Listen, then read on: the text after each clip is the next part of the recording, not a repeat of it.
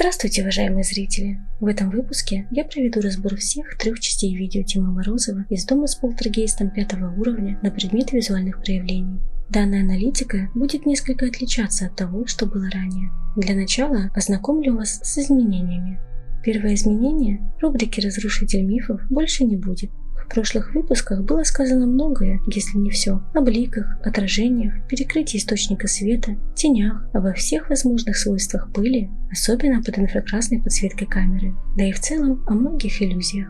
Второе изменение. Я не буду разбирать те очевидные моменты, которые сложно не заметить при просмотре видео Тимофея, такие как открывание дверей, движение предметов и прочее. Я не вижу в этом необходимости, так как любой зритель может пересмотреть оригинал и наблюдать все воочию. Оба этих изменения позволят мне уделить больше времени и внимания обнаружению и разбору тех моментов, которые являются неприметными для зрителя, скрытыми от нашего взора и поэтому вызывающими больше интерес, как минимум для меня. Визуальные проявления в моем понимании – это некие зрительные проявления источника паранормальной активности. Как они выглядят, что их объединяет, какова их природа, при каких условиях они могут стать видимыми для нашего глаза и многое другое. Отныне аналитика будет больше направлена на сбор информации о тех силах, с которыми так или иначе нам приходится сталкиваться. Что ж, теперь мы можем приступить к процессу разбора интересующих нас моментов.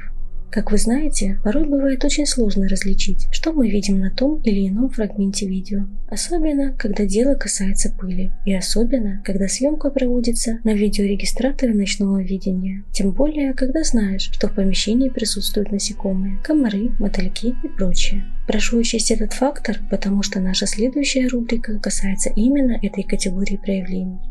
На данном фрагменте мы видим странный сферический объект, который летит по неправильной траектории. По мере приближения к источнику света он становится ярче и больше. Поскольку мы не видим какой-то четко выверенной формы, то это может быть как корп, так и насекомое. Однако при увеличении можно разобрать что-то похожее на крылья. Таким образом, версия с насекомым кажется более вероятной. Мало кто обратил внимание на странный объект доли секунды ранее. И неудивительно, потому что позиция камеры, к сожалению, не позволила его захватить целиком. Как вы помните, пыль заметно подсвечивается, когда попадает под инфракрасный луч камеры. В нашем же случае наблюдаемый объект был за кадром и, скорее всего, не мог попасть в зону действия подсветки, но он все же довольно крупный и яркий, что позволяет отнести его к феномену орба. Кстати, когда я проверяла этот фрагмент, то невольно вспомнила фразу, услышанную ранее при разборе феномена электронного голоса. Тут нас плохо видно будет. Может быть, это отсылка именно к этому проявлению. Получается, на этот шкаф остальные все рассредоточу по разным местам этого дома.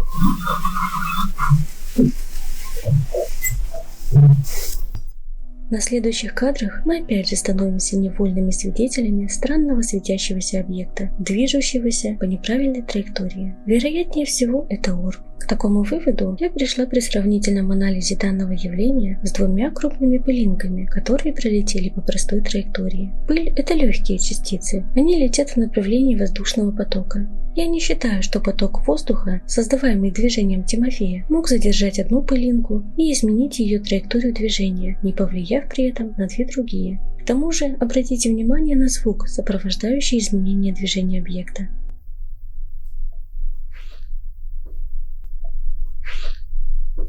Связаны ли 2 этих события, мне неизвестно.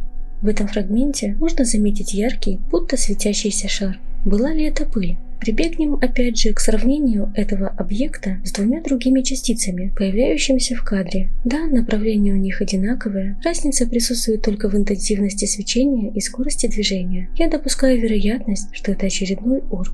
Не только на камере ночного видения можно увидеть что-то белое и летящее. Данный объект пролетает по прямой траектории, а из-за быстрого движения он кажется вытянутым. К сожалению, это очередной спорный момент, потому что наличие в доме насекомых ставит под сомнение паранормальность приведенного явления.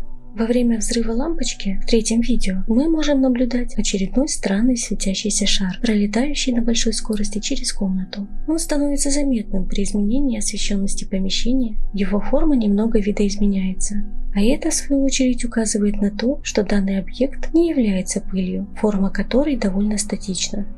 Приведу еще один любопытный момент. Конечно, качество изображения оставляет желать лучшего, но мы можем различить линию горизонта и край дороги, а также некий объект, который либо находится в небе, либо вблизи объектива камеры, а его вытянутая форма обуславливается съемкой в движении. Спустя время объект разделяется на две части, и таким образом, скорее всего, в кадр попала пара насекомых в довольно естественном процессе. По другой версии, конечно, свечение могло находиться в небе, но, на мой взгляд, это маловероятно.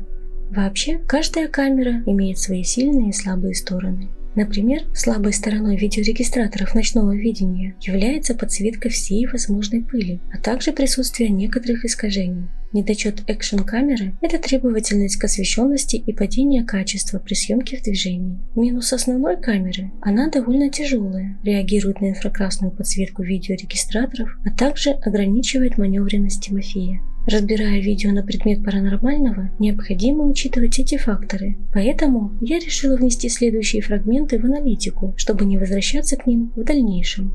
Видеорегистраторы ночного видения, как оказалось, они не только отлично выделяют на изображении пыль, создавая порой жуткие иллюзии, но и ведут к некоторым другим искажениям. Например, на этих кадрах мы можем заметить, как будто за Тимофеем остается некий след. Вероятно, это обусловлено низкой кадровой частотой именно этих камер. Эффект так называемого шлейфа встречается довольно часто в видео, и вы можете убедиться в этом сами. Экшн-камера, как говорилось ранее, весьма требовательна к освещенности, в результате чего может давать искажения, особенно при динамичной съемке. Например, на этом фрагменте мы видим некое раздвоение тени, как будто прозрачный силуэт повторяет очертания Тимофея. Как и в предыдущем случае, на этих кадрах выражен недостаток освещения, вследствие чего качество изображения снижается настолько, что трудно разглядеть детали. На первый взгляд может показаться, как будто в кадре появляется некое облачко, но все объясняется просто. На полу в этом месте находится серый коврик, а при движении руки Тимофея в перчатках попадают под луч фонаря. Из-за низкого качества видео движения и объекты смазываются, что и приводит к наблюдаемой иллюзии. Чтобы разобрать следующие фрагменты, я ознакомлю вас с еще одним нюансом работы экшн-камеры. В случаях, когда для камеры недостаточно света, но присутствуют некоторые светлые объекты или же слабое свечение, мы можем столкнуться с эффектом частичной инверсии цвета на изображении. Это явление встречается и при статичной съемке, и при динамичной. Возможно, это какой-то сбой в автоматической подстройке камеры, но такое искажение периодически возникает во второй и третьей частях видео. Принимая во внимание погрешности в работе экшн-камеры, мы можем вернуться к разбору.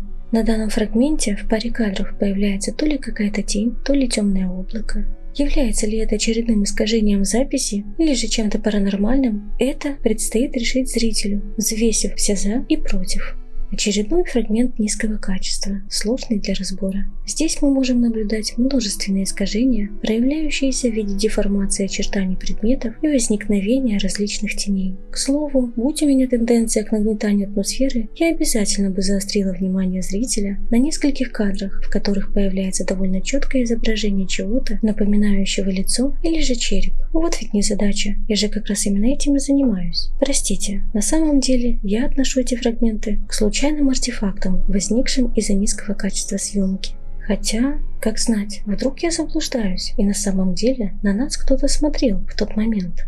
К моей радости, не все необычные тени вызваны сбоем в работе техники. Например, я не могу объяснить изменение освещенности, которое мы наблюдаем в данный момент. Световое пятно, которое находится в центре, это инфракрасная подсветка камеры. И мне кажется странным тот факт, что внезапно, без видимых причин, теряется фокусировка луча и свет становится рассеянным. Возможно, конечно, это автоматическая регулировка подсветки, а может быть и нет. Когда Тимофей находился в подвале, многие зрители замечали странные движения темных силуэтов и принимали это за паранормальную активность. Дело в том, что с потолка свисает паутина или что-то вроде того. Луч подсветки не может справиться с такой плотной преградой, от чего появляются тени, а при смене ракурса источника света меняется и положение затемненных участков. И для разбора следующего фрагмента я возьму за ориентир как раз такую тень. Обратите внимание, что изначально затемненный участок один. При повороте камеры он исчезает из поля зрения, а затем снова появляется в кадре. Но теперь, помимо нашего ориентира, присутствует еще один темный объект, который движется самостоятельно, независимо от положения источника света, пока не становится окончательно неразличимым. Я считаю это явление аналогичным тому, что мы наблюдали в видео из торжка, некое подобие темного орба. К сожалению, следующий фрагмент является неполным, поскольку видео с этой камеры обрывается. Качество изображения заметно падает из-за движения камеры и нестабильной фокусировки, но у меня складывается впечатление, что тень на печи будто уползает куда-то вниз. Возможно, это иллюзия, вызванная перекрытием световых лучей крышкой кастрюли, которую держит Тимофей. Но я привожу спорные моменты для того, чтобы зрители могли сами сделать свои выводы.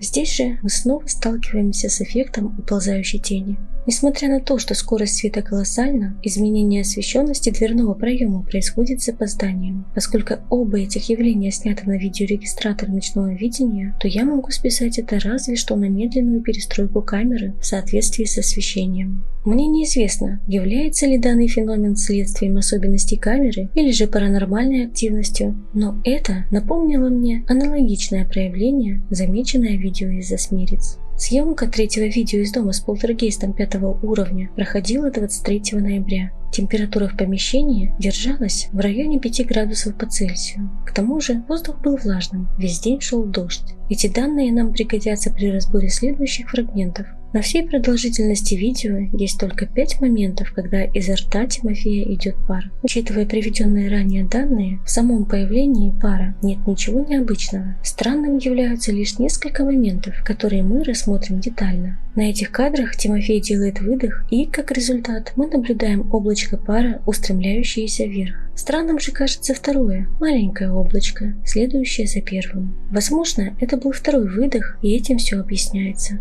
При разборе следующего фрагмента я прошу вас присмотреться внимательно. Экшн-камера, на которую ведется съемка, закреплена на торсе Тимофея, а сам он занимается настройкой основной камеры. В данный момент его внимание сосредоточено на движениях рук, что подтверждается и паром, который появляется сверху, по центру кадра, и со временем заполняет все видимое пространство. Но следом за выдохом Тимофея из правого верхнего угла изображения следует еще одно облачко пара. Таким образом, источник данного явления находится правее Тимофея, и я не уверена, что это вообще был пар. Подобный феномен встречается не впервой. Ранее он был замечен при разборе видео, снятого в усадьбе фон Мек. В конце второй части мы становимся свидетелями двух несвязанных между собой явлений. Первое не представляет особого интереса. Это блик, вероятно, от очков Тимофея. Второе же заострило мое внимание. Казалось бы, что странного, всего лишь ворсинка. Но может ли довольно тяжелая частица материи находиться в свободном полете более 10 секунд, не опускаясь вниз? Такое возможно, конечно, при наличии восходящего потока воздуха, но это не про нас. Спустя 10 секунд этот объект не только не оседает вниз, но и взмывает вверх, выходя из поля зрения камеры. В третьей части видео в кадре появляется объект, очень похожий на описанный ранее. Сначала я приняла его за блик. Согласитесь, есть некоторое визуальное сходство. Но для формирования блика или же отражения требуется либо источник света, либо отражающая поверхность, к тому же определенной формы. На приведенном фрагменте видео нет ничего, что могло бы создать условия для возникновения подобных иллюзий. Что же это было и есть ли связь между двумя этими явлениями? Вопрос, на который у меня пока что нет ответа. Конечно же, все 3 части видео богаты на различного рода блики, и я не могу не поделиться всей красотой этого эффекта. Порой бывает довольно сложно распознать иллюзию, а временами и паранормальную активность. Вот и данный фрагмент можно принять за демонстрацию отражения или слабенького блика. Но если взять во внимание тот факт, что позиция Тимофея и направление луча света неизменны, то я прихожу к выводу, что это самостоятельное, обособленное явление. К тому же оно сопровождается едва уловимым звуком. Следующий фрагмент я считаю спорным. С одной стороны, это могло быть отражение из-за неравномерного падения света, с другой стороны, паранормальным явлением. В этом случае каждый зритель решает, какой вариант для него предпочтительнее.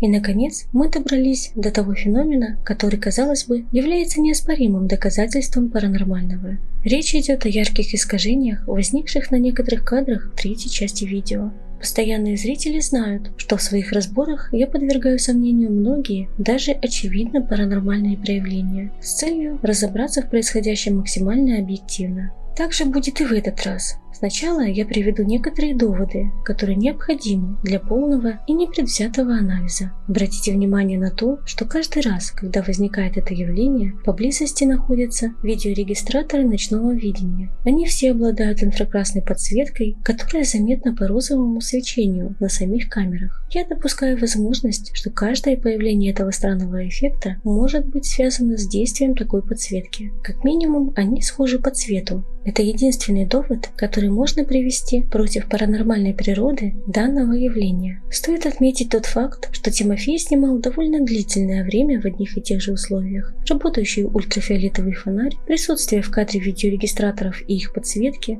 лучи которой, к слову, были направлены в противоположную сторону. Но странный эффект возникал только на нескольких фрагментах видео. Если это блик, то почему он возникает так редко? Форма, процесс появления и исчезновения этого явления также далеки от природы бликов. К тому же, если мы обратимся к проявлениям феномена электронного голоса, разбор которого был произведен мною ранее, то заметим, что на протяжении всего видео периодически слышны фразы, говорящие о намерении некоего Эвина попозировать в кадре. Было и намерение. Долбанем?